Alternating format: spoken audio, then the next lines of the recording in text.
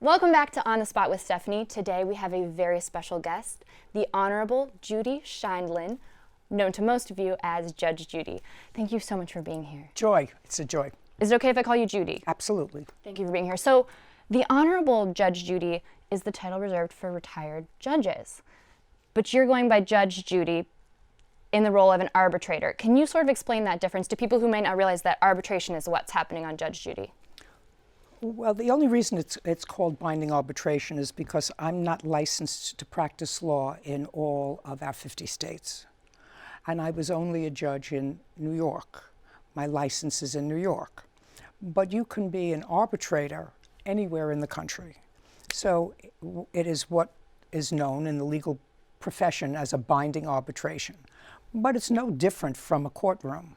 It's just that because I lack the license to practice here and was never appointed as a judge in California where our program is taped, my decisions would not be binding but for the fact that it is the litigants sign a binding arbitration agreement.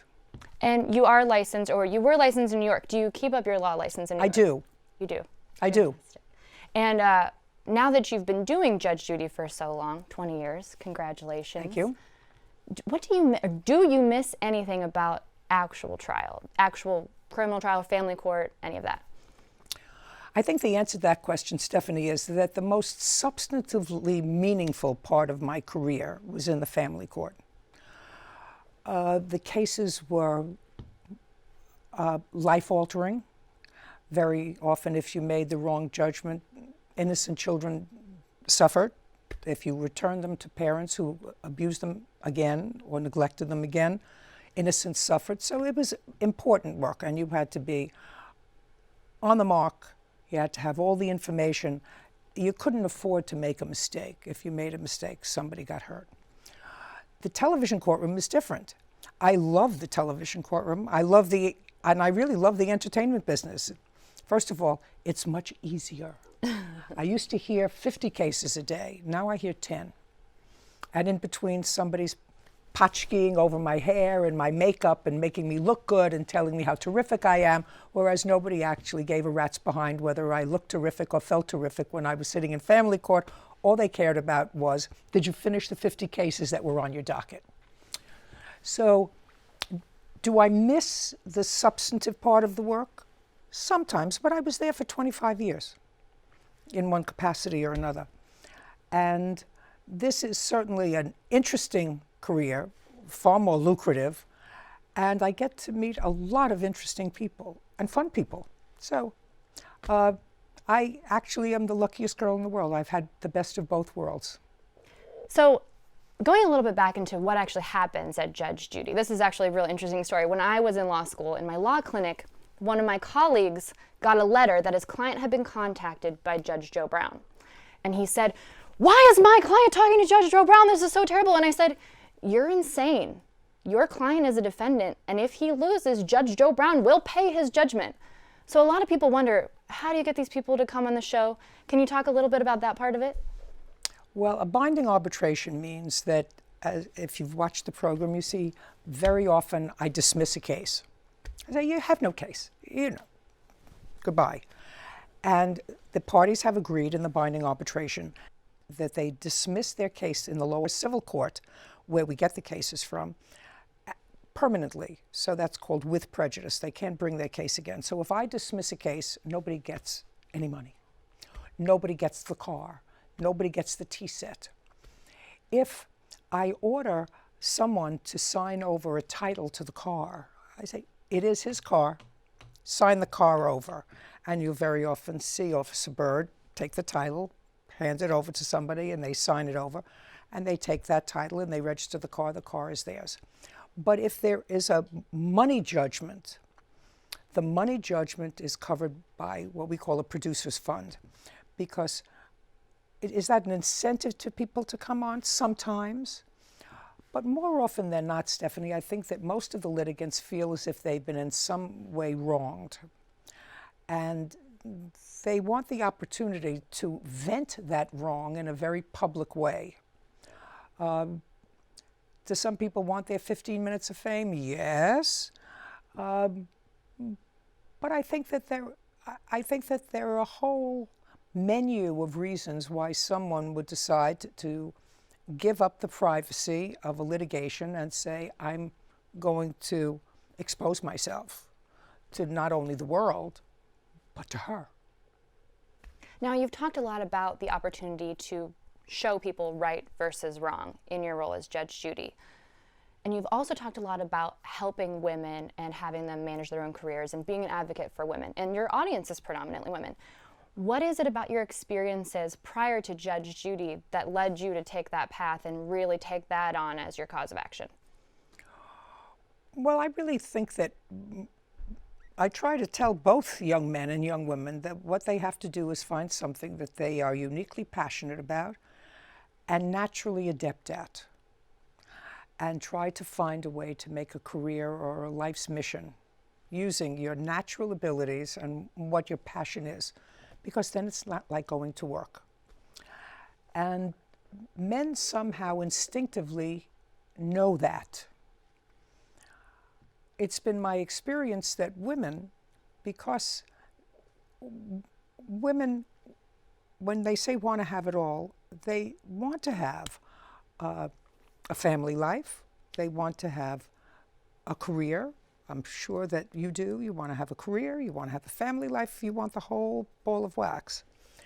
And what you're going to find, my friend, is even today, it's never a 50-50 proposition.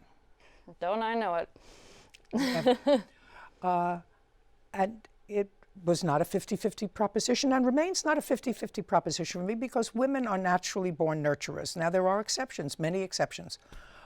But a woman will defer very often her own need for the greater need of the family, for what's necessary to make that function, as well as her career. And that's an awful lot of shuffling. I actually think that it's not as difficult. You don't have to bake the bread from scratch. As long as you're there to say, was the sandwich good? As long as the family is eating together, it doesn't have to be a meal that took 2.5 hours to prepare.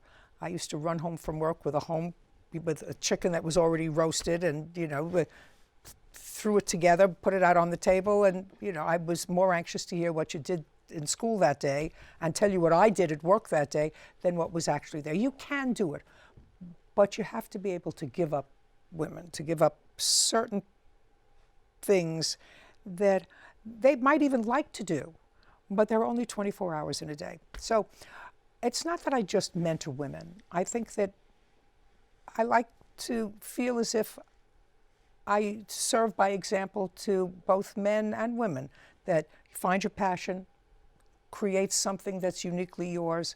You only have one life. There's only one life to live. This is your chance.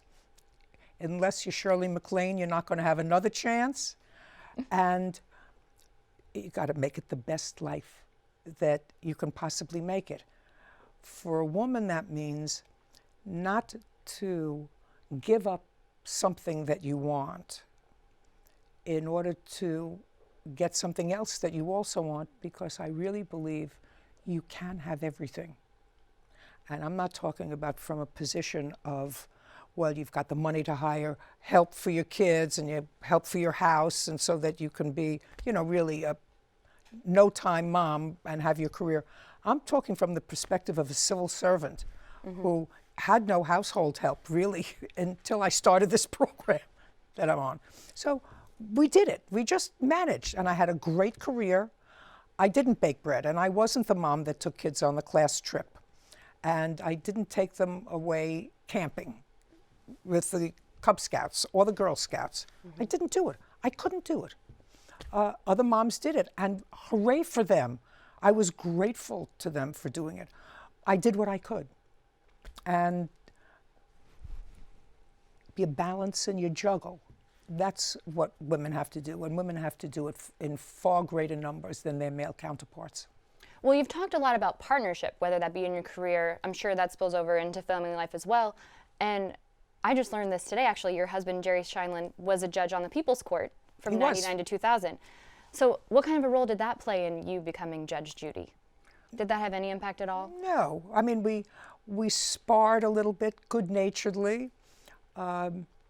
Jerry sat in the Supreme Court in New York when he was on the bench, and he did serious felony cases, and he was a great judge. He's smart, and he understood the system because he had been a trial lawyer before that, and he loved being on the Supreme Court. The television court doing small claims cases was not his thing, and he loved the trappings of it, but he really soon discovered that he found it difficult to get passionate about whether the pig that you killed was a javelina or a little tiny pig. He couldn't get passionate about it. I, on the other hand, could get passionate about something like that because it's fun. And of course, he always reminded me that he beat me in Hartford, Connecticut. 2 days.